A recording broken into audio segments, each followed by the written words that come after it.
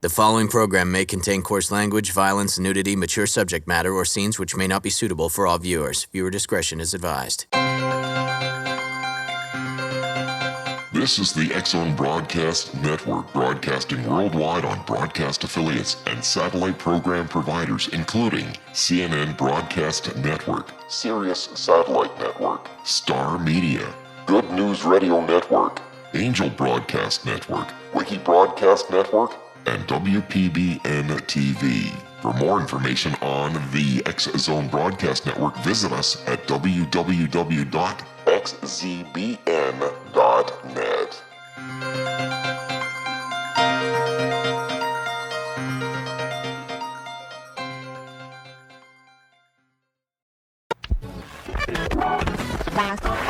All Hit Radio.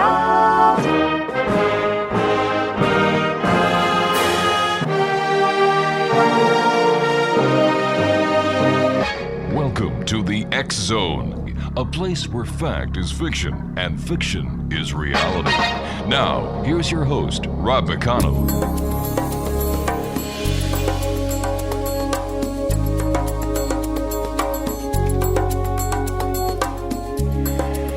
And welcome back, everyone. This is the X-Zone. My name is Rob McConnell. We're coming to you from our broadcast center in Hamilton, Ontario, Canada. On the internet, our website is xzoneradiotv.com. On all social media sites, X-Zone Radio TV. And if you'd like to send an email, xzone@xzoneradiotv.com. My guest this hour is all the way in South Wales in the United Kingdom, where he's up in the middle of the night to share his views with you, X-Zone Nation. Jason CHAPMAN is his guest. He was born in the United Kingdom in the South Wales market town of Abergavenny. How do you say that? Abergavenny, Rob. Oh, that's easy for you to say. In 1970, Jason had always been fascinated by science and the unexplained. During the 90s, he researched a lot of UFO sightings, both in the UK and the United States.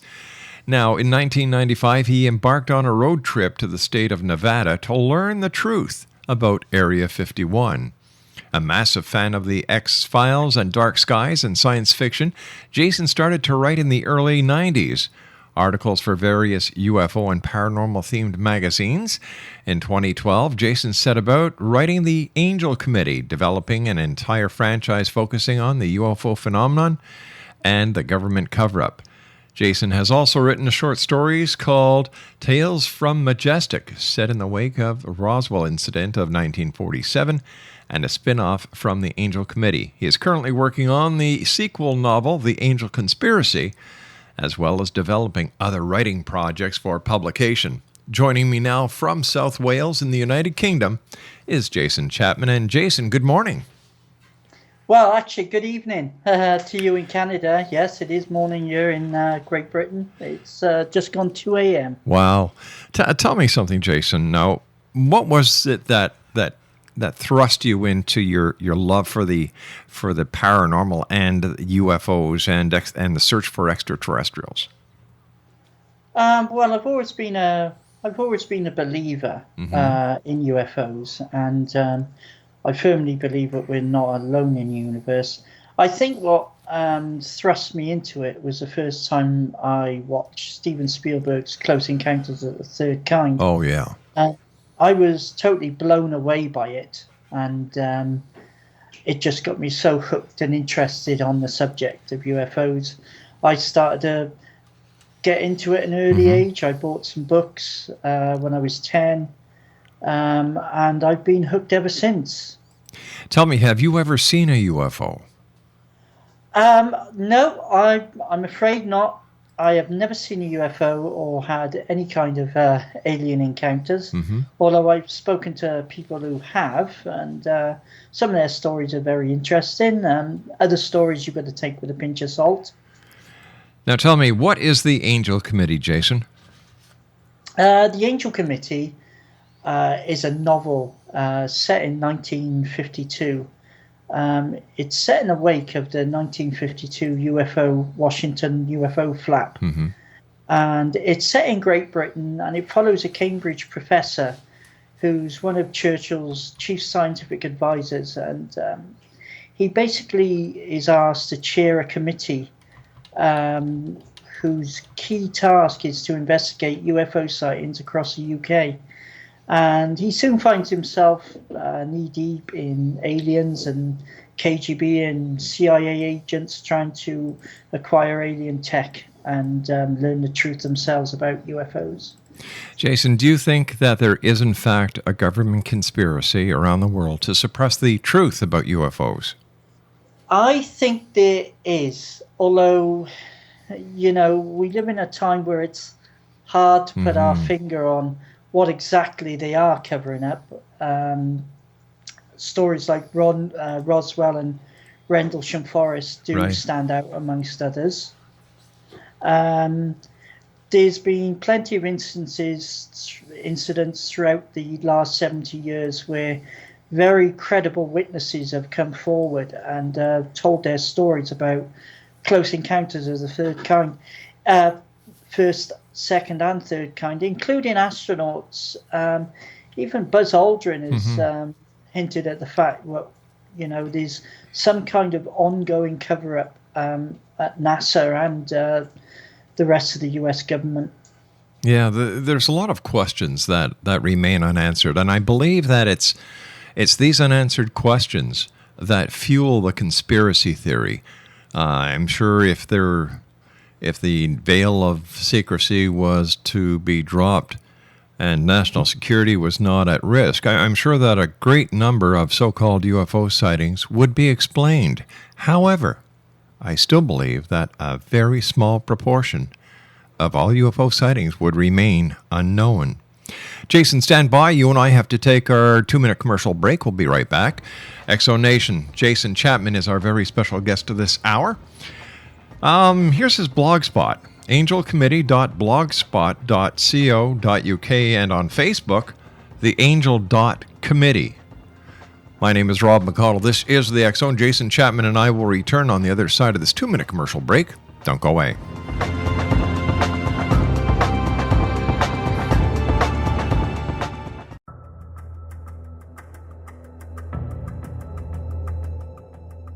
Modern Esoteric, Beyond Our Senses by Brad Olson, consummates the lifeology story about where humanity originates. It is the lost continents, the primitive wisdom, the mythos of creation, and the rethinking of ancient history as we are taught in academia. There is much more to the story than what we have been told. As this is the first book in the Esoteric series, Modern Esoteric starts at the beginning of time and accelerates up to this modern age. Future Esoteric is book 2 in the series and takes a forward-looking position ahead of today with an open and honest examination of the ET issue and various unexplained phenomena. To discover the writings of author Brad Olson, visit www.bradolson.com. That's www.bradolson.com.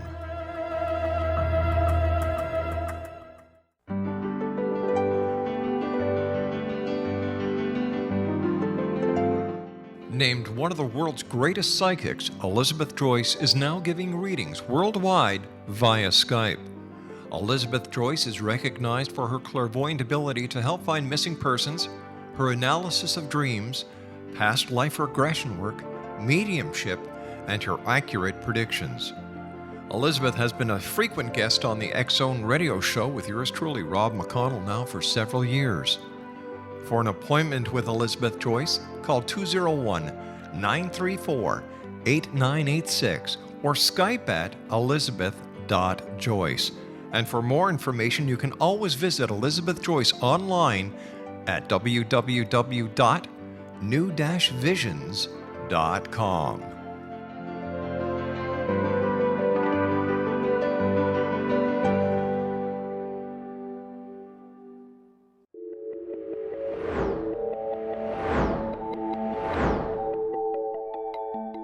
Do you have a dis-ease that you would like to alleviate through a natural means? Have you been contacted by angels, ghosts, or even extraterrestrials and want to validate these experiences? Or would you simply like to speak with someone who can help you find your life's purpose? I'm Dr. Joseph Mara, and I'm offering my services free of charge for first-time clients contacting me during the month of April. These free consultations include angel card readings, guided meditations, life coaching, and energy healing. If you have always wanted to explore these types of experiences but were skeptical or simply could not afford them, then take advantage of this free special offer. Contact me through my website, aguidinglight, spelled LITE.com, to schedule your consultation today. Until then, I offer you love, light, and laughter.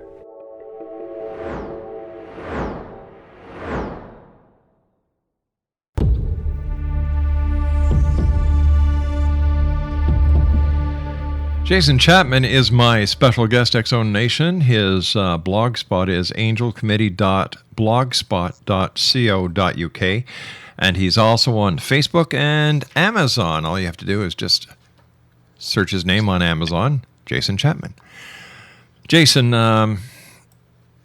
as you and I were talking, a lot of people, including Buzz Aldrin, get us to a certain point where they want to say something, but they can't due to national security and due to their oaths and so on. A lot of respect for a lot of the astronauts, a lot of respect for a number of people within the UFO community. And then there's the fringe dwellers, as I like to call them. I call them the UFO evangelists. I love that. Isn't that the truth? Isn't that the truth? Yeah. I mean, there are some really bizarre theories out there, Rob. It's important to keep your feet on the ground. It certainly when is. dealing with something like UFOs. And, you know, when you do dig deep, and I have dug deep over the years, you do encounter some bizarre people. I happen to know what David Icke is supposed to be very big in Canada. Yep. I don't know whether he's still big now, but I mean, there are theories like that, and you know what he goes on about the royal family being reptilians, reptilian aliens, which I think is, you know, everyone's entitled to their opinion, but I think it's one of the most ridiculous theories I've heard. I'm going to share a story with you and the X-Zone Nation about David Icke. Okay. I had made arrangements for David to be a guest on my show, and this is going back to 1998, I believe. We were broadcasting at the time from News Talk 610 CKDB in St. Catharines, Ontario, which was part of the Affinity Radio Network. And I received a call from the Niagara Regional Police asking me if David Icke was going to be in studio. And I said, no, he wasn't. He was going to be on the telephone. And I was basically asked not to have him on the show. Right. Why do you think that was? Well, because he is very far-fetched at times. And what happened was I canceled because I figured, well, you know, if they asked me to do this, there had to be a good reason, so I'm certainly not going to go against the local law enforcement agency. No, of course. But there was an unmarked car parked in the back lot of the radio station from 2 hours before we went on air until 2 hours after we went off air. Well, you know what? I've got another interesting story for you, Rob. Sure. Back in the 90s, I used to run an organization called the UFO Investigation Bureau. And I used to, put an advert out in a magazine over in the UK called the 14 Times. Oh, yeah, sure. And I used to get all kinds of people used to contact me, but there was one guy that contacted me, and he said, the government in regards to the UFO, the whole UFO movement is the powers that be would know the truth will have UFO investigators as classed in three, different classes. I think class one is something like, ignore because they're totally, on the edges of fringe ufology. The second is of stage two would be of persons of interest because, they knows a bit, they knows about a bit, but they're not too much of a threat. And stage 3 would be threat to national security, because they've managed to get hold of some information regarding UFOs, which could, prove what there may be some kind of government cover-up. And I think David Icke could be on, the fringe, because I've seen him lecture at the Oxford Union, and he put a lot of people to sleep that day. Another person who gets really, really excited, and he did an interview last year on the BBC during the Bilderberg conference, is Alex Jones. He tends to scream his way through interviews sometimes, and you can't understand a lot of what he's going on about, And he's another. I do like him because he does have a point about a lot of things, but he also, like I said, he screams through TV interviews and radio interviews, and he doesn't come off in a good light when you do that. No, it doesn't. A person over in the UK that I have a lot of respect for is Nick Pope. I've had the pleasure of knowing Nick for several years now, and he's a down-to-earth guy, and a guy like Nick Pope, you just have to respect. Another one is Philip Mandel. Philip and I go back many years. Philip's just written me a foreword for the Angel Committee, which I'm going to re-release, and Nick Pope's kindly written me a foreword for the next book. So, what is your take on crop circles? Oh, crop circles. Mm-hmm. That's an interesting one. As far as crop circles are concerned, I have no opinion really, because I've never really looked into them. I see. They are interesting. They are very interesting. Some of them are, but as many people know, a lot of them are hoax. But there have been, particularly in the early 90s, in England, there were a lot of crop circles back then, and they were attracting a lot of attention from the media and UFO investigators. And there are a lot of people still investigating, but a lot of times it's just students having fun. It's kind of an art form now, isn't it? Some of them are absolutely spectacular crop circles I've seen on the net there. Mm-hmm. But with the internet, you don't know what to trust and what not to trust. Well, my favorite thing about the internet is it's the biggest septic tank that man has ever created. You are probably right, Rob, because I think in many aspects it's done the UFO culture more harm than good. Yes. Getting back to the fringe, the fringe movement, they have dominated the internet over the last 20 years. And there are people that have got masses of followers, and the internet sometimes is a place for people who want something to believe in, and are willing to believe anything and follow anyone, which is why the likes of David Icke have got such a following. Everyone, the UFO culture over the last 20 years, I think, has been slowly eroded away. Perhaps that's part of the cover-up. The powers that be thinking, wow, the internet, it's really good. It's really good to have the internet because the truth gets buried even more in the millions of websites, blogs, Facebook pages, and Twitter pages, and other social media. Tell me, in your opinion, or in any of the research that you've conducted over the years, have you found a link between UFO sightings in the UK and Stonehenge? There have been a few sightings over Stonehenge. Whether they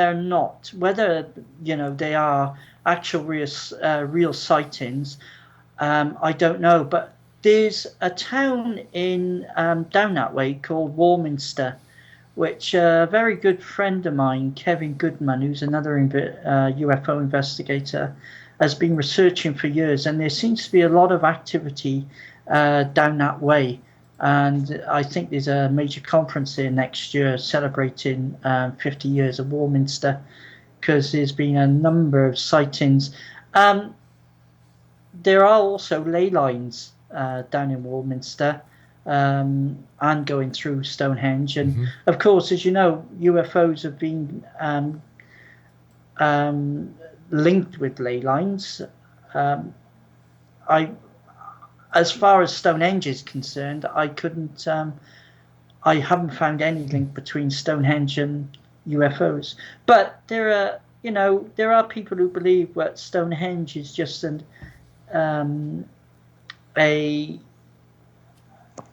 part of things like the pyramids and the Nazca lines and Easter Island and other ancient monuments, which have been linked to possible extraterrestrial activity in our past. What do you think is the most compelling evidence that you have come across that UFOs are real? I think, again, back in the 90s, this is before Dr. David Clarke managed to get the government to declassify the Flying Saucer Working Party in the Churchill memo he wrote in 52.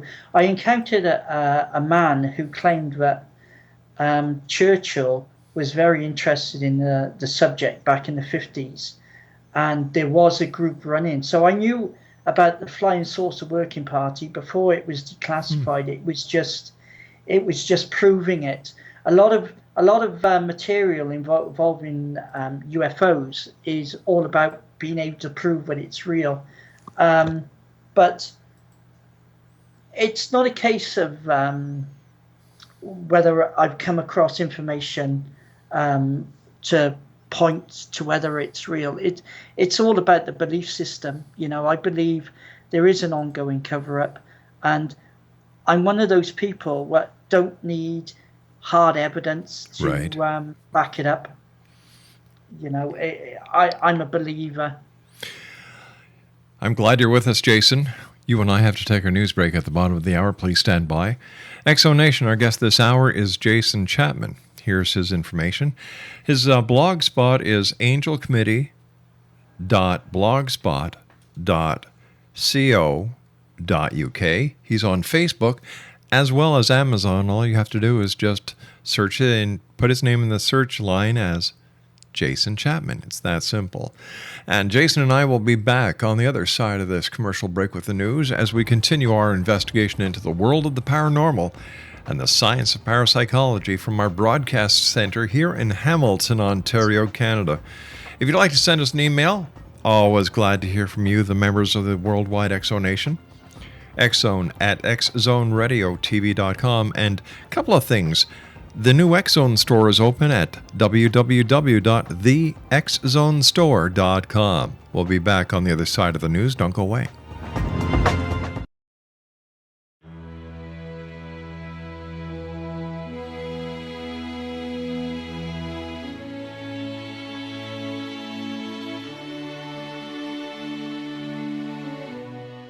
My name is Rob McConnell, and I would like to tell you about a very special lady that I have the pleasure of knowing, and that's Miss Sylvia Anthony. Sylvia Anthony believes the golden years are a time to gear up and get busy, not relax and take it easy. She has faced many hardships in her 84 years, but they have made her stronger and more determined. As founder and president of Sylvia's Haven, a shelter for women and their children near Boston, Sylvia has helped transform over 1,086 lives in the past 27 years, not only with housing, but also providing direction as to where they can go to develop the earning skills they want and need to live free from difficult domestic situations. Sylvia's Haven is everything to Sylvia Anthony, even calling it her magnificent obsession. Women who qualify for the program at Sylvia's Haven receive assistance via guidance counselors to find the appropriate job opportunity. Women and their children may remain at the housing for up to 2 years. At the end of this time, or sooner, a woman who is successfully employed and has an apartment or home may leave Sylvia's Haven to begin a new and independent life. Now this is where you come in to help make Sylvia's dream into a reality.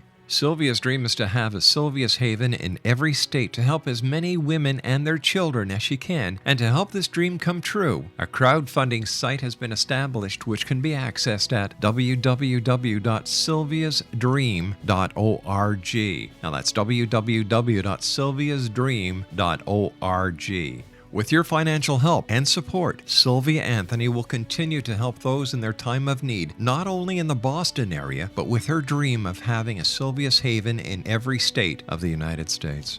Your help is needed to make Sylvia's dream come true. Please visit and give at www.sylviasdream.org. Once again, www.sylviasdream.org. And remember, the only difference between a dream and reality is just doing it. We need your help to make Sylvia's dream come true. Visit www.sylviasdream.org. Once again, www.sylviasdream.org.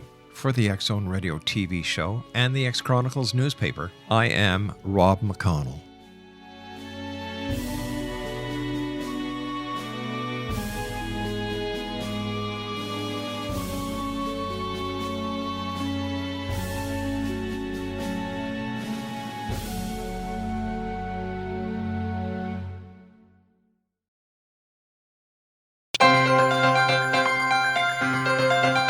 This is the X Zone Broadcast Network, broadcasting worldwide on broadcast affiliates and satellite program providers, including CNN Broadcast Network, Sirius Satellite Network, Star Media, Good News Radio Network, Angel Broadcast Network, Wiki Broadcast Network, and WPBN TV.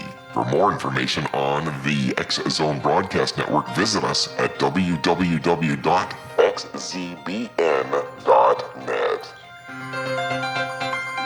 Welcome back, everyone. Jason Chapman is my guest. Angelcommittee.blogspot.co.uk. He's on Facebook as well as Amazon. Why do you believe there's life elsewhere in the universe, Jason? Well, the last 20 years, in 1993, up until 1993, the scientific community was against the idea of suggesting that there could be other planets outside our solar system. It was up to maverick scientists like Carl Sagan and R.C. Clarke and Stephen Hawking to lead the way in saying, yes, there is other planets out there.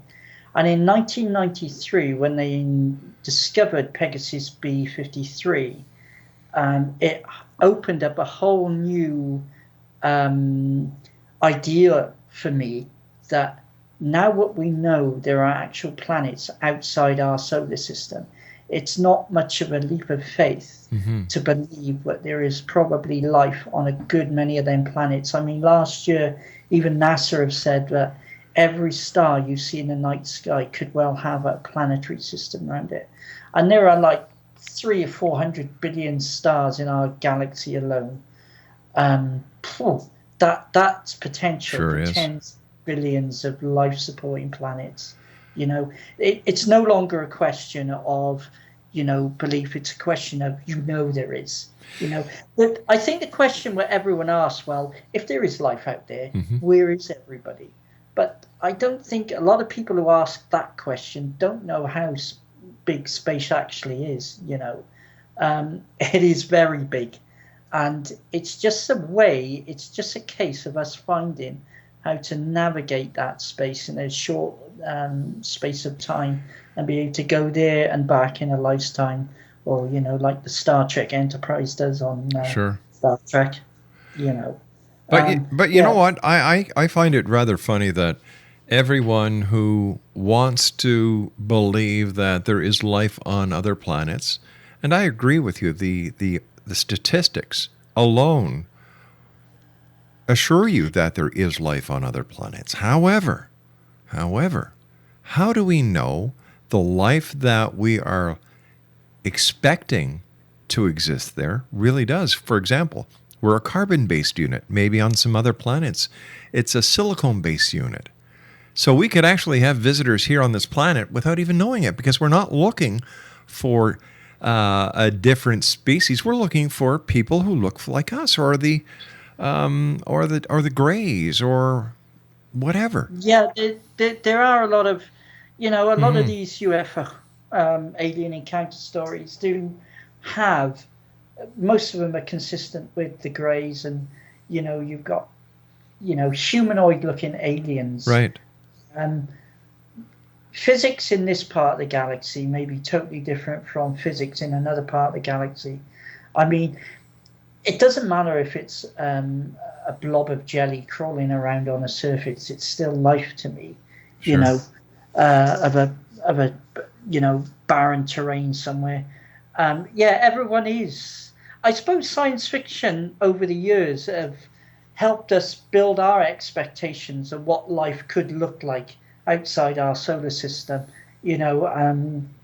Everyone's expecting perhaps is the Klingon Empire out there somewhere, right. or the Romulans, or some other humanoid-based life form, and it could be totally different. I mean, we got to remember there are billions of galaxies, other galaxies out there, which could sustain a life form that we couldn't possibly imagine. Whether it's organic or silicone based, as you just mentioned, or pure energy. How do we define life? We've only got this planet to compare with. We haven't got any other planets yet. Even though we know there are other planets out there, we don't know, what kind of life exists out there. Take me back to 1947, Roswell, New Mexico, as you see it. What happened? Roswell, New Mexico, something did crash. Since 1947, there's been a mountain of speculation which has buried the truth. But the fact what the U.S. military issued that first press release stating that they had a flying disc is, usually the first response is usually the true response.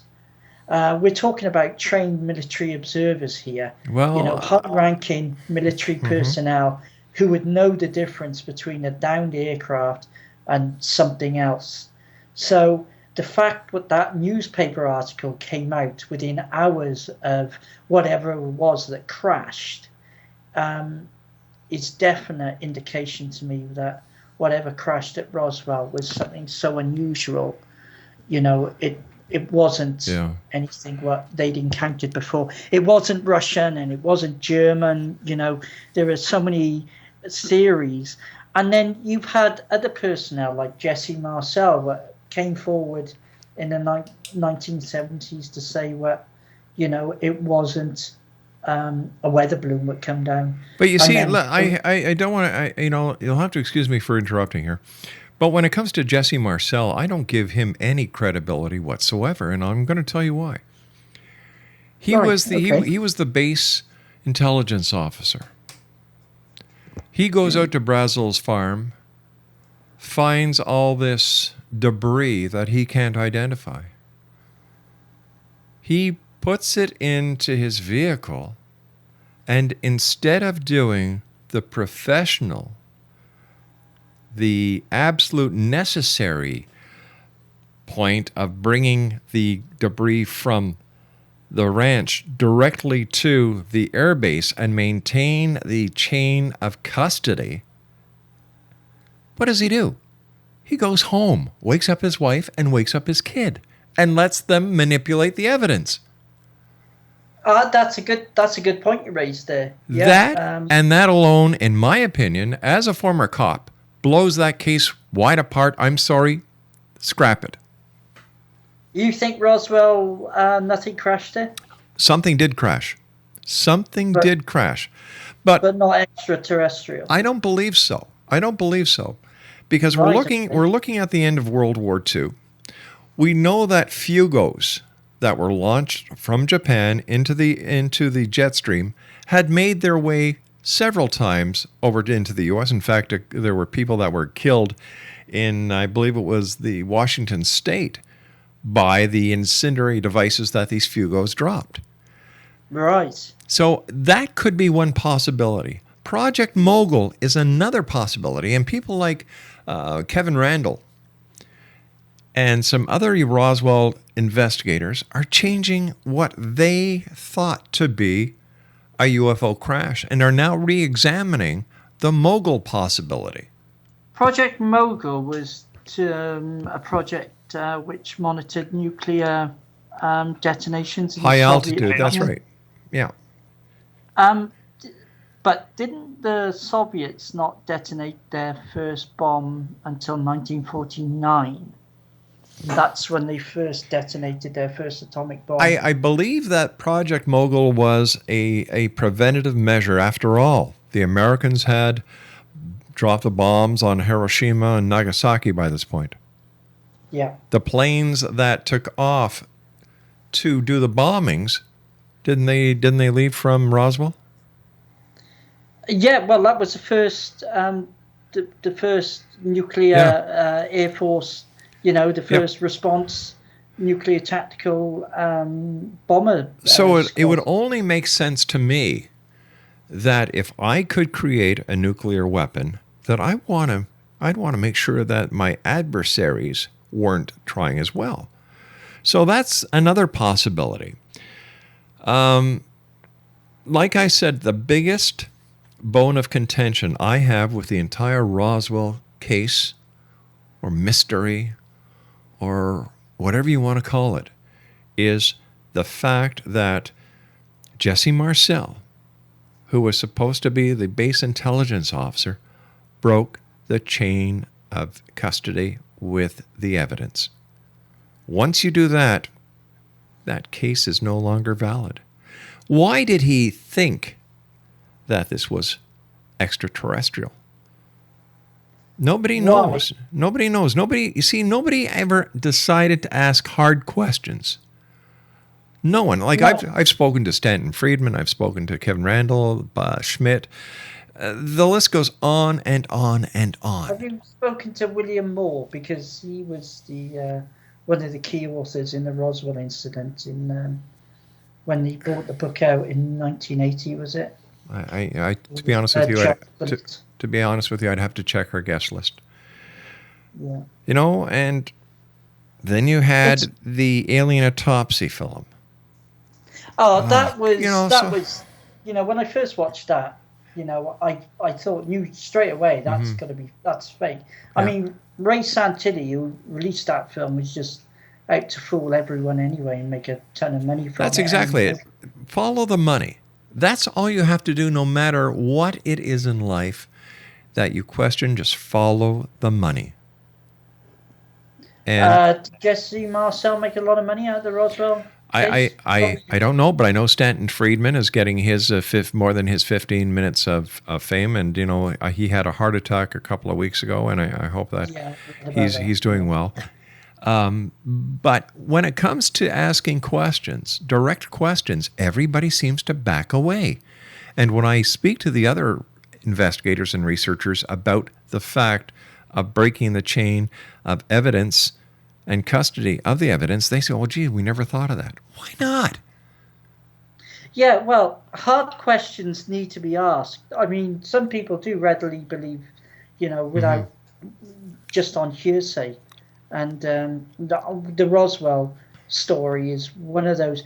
What you said about Jesse Marcel breaking protocol, it's very valid. You've just given me food for thought. Yeah. I think a lot of people out there romanticize about Roswell, thinking, "Oh, wouldn't it be nice if an alien spacecraft crashed?" And I'm doing it myself. Sure.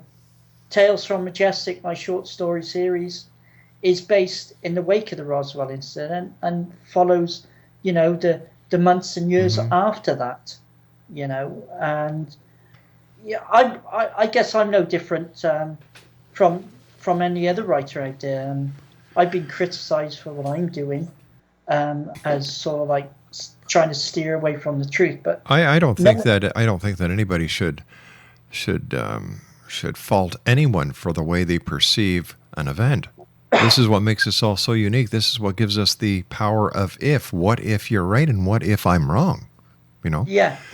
But Yeah, you're right. You're absolutely right, Rob. I mean, it's all about the powers of belief. That's right, and that is the strongest power in the universe. Yeah, it is. Roswell, what's your take on Rendlesham Forest? Do you think that something did crash or landed at Roswell? At Roswell or Rendlesham? At Rendlesham, sorry. Well, once again, you're talking military, you're talking nuclear arsenals, you're talking high-risk areas, top security areas. Was it? What was it? Was it a craft from another country? Was it a reconnaissance craft? Was it a UFO, unidentified flying object? I don't know. I don't know. That one has quite a few questions that I can't answer. The problem with some of these cases now, Roswell and Rendlesham, is they happened so long ago. Yeah. And why aren't they happening still? Nothing new is happening. I suppose that's what's wrong with the UFO culture. I mean, there are so many people who believe but are disappointed at the fact that nothing is happening. But you see, it's just not the UFO community. I see the same thing in people who investigate Bigfoot, the people who investigate ghost hauntings, unsolved mysteries, Oak Island, the pyramids, Atlantis, the Bermuda Triangle. Nothing new in 23 years of me doing this show. And it's a bit of coincidence that it's started that things have started to go downhill since the birth of the internet. Yeah. Because what do you refer to the internet? The septic tank, the world's largest septic tank that man has ever created. Yeah. And you have got loads of people with wooden spoons stirring that septic tank. Not to mention dipping it in and tasting what's inside. Oh, that's a horrible thought. When you investigate something like UFOs or any other paranormal event, you do tend to believe your own stuff sometimes. Well, I've got to tell you this. We've got to also take our break very shortly. I want to believe. However, I want the evidence to fulfill my need in order for me to believe. Stand by, Jason. You and I have to take our final break for this hour. Exo Nation, our special guest all the way from South Wales tonight is Jason CHAPMAN. All you have to do is Google him. Jason CHAPMAN is the name. He's on, Facebook. He's got a blogspot, angelcommittee.blogspot.co.uk, and on Amazon. We'll be back on the other side of this short commercial break as we continue here in the X Zone from our broadcast center in Hamilton, Ontario, Canada. Don't go away.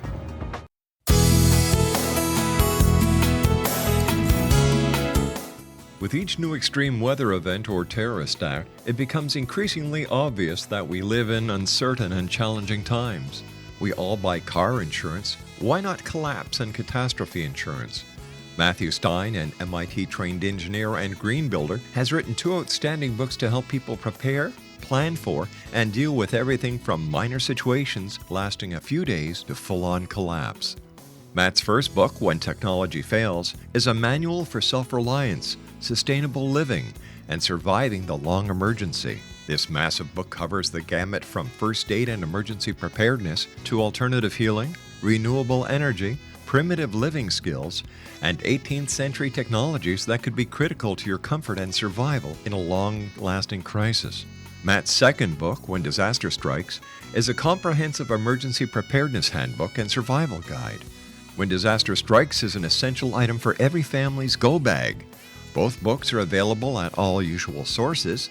There's a wealth of totally free information posted at whentechfails.com, and author-signed copies may be purchased at mattstein.com. That's www.whentechfails.com and www.mattstein.com. MATSTEIN.com.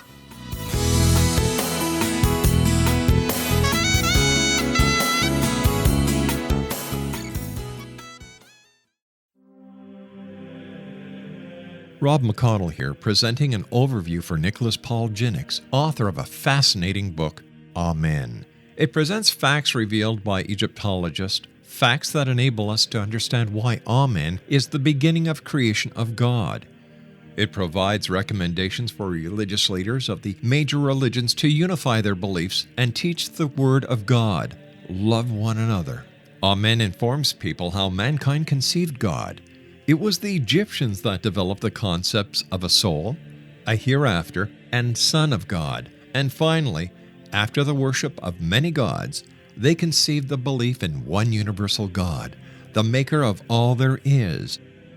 For more information, visit www.futureofgodamen.com. That's www.futureofgodamen.com.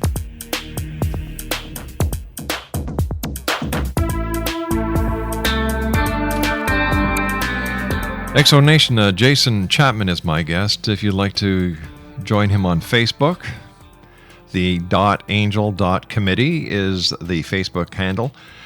He's got a great blog spot, angelcommittee.blogspot.co.uk. And on Amazon, just enter his name in the search engine and le voila, you will have Jason Chapman. Jason, great having you with us. Thank you very much for getting up so early in the morning to share this hour with us here in the X Zone. My pleasure, Rob. You know, there are so many mysteries out there. So many. This world is in a basic state of chaos these days. People are being inundated with data at a speed that has never been experienced by humans before. Well, not that we know of anyway.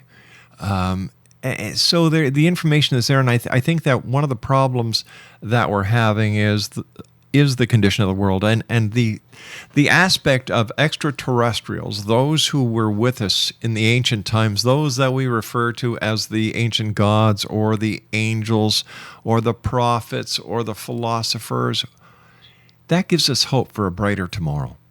And I can't fault anybody for that. I really can't.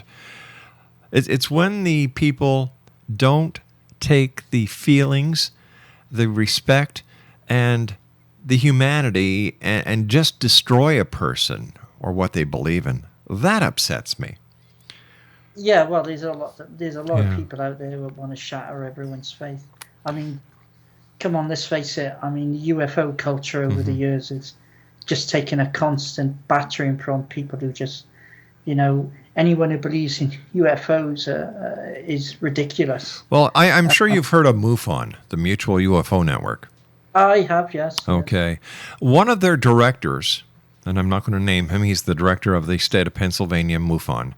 When Malaysian Airlines flight MH370 went missing, he issued a press release that the aliens had abducted the entire aircraft. Yeah, that's why people take the mick out of people who believe in UFOs, because if anything strange happens, blame the aliens. Yeah. No one knows what happened to the missing flight. I wouldn't dare come up with a theory like that. I mean, it obviously went down somewhere. But I think it's going to be one of the great mysteries of the early 21st century. Another Amelia Earhart. Well, perhaps they're filming another season of Lost. I don't know. Yeah. That was a bad joke. Yeah, well, you know what? Sometimes we have to say bad jokes in order to break the seriousness of the situation. We're talking about, nearly 300 souls on board that plane. And my heart bleeds for the family members and their friends who haven't received any closure yet. No, they deserve an explanation. That's true, they do.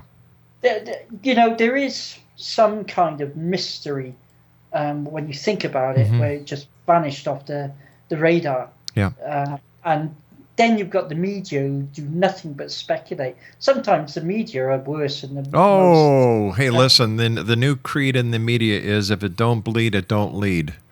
Yeah, the media are worse than some of the most outlandish conspiracy theorists.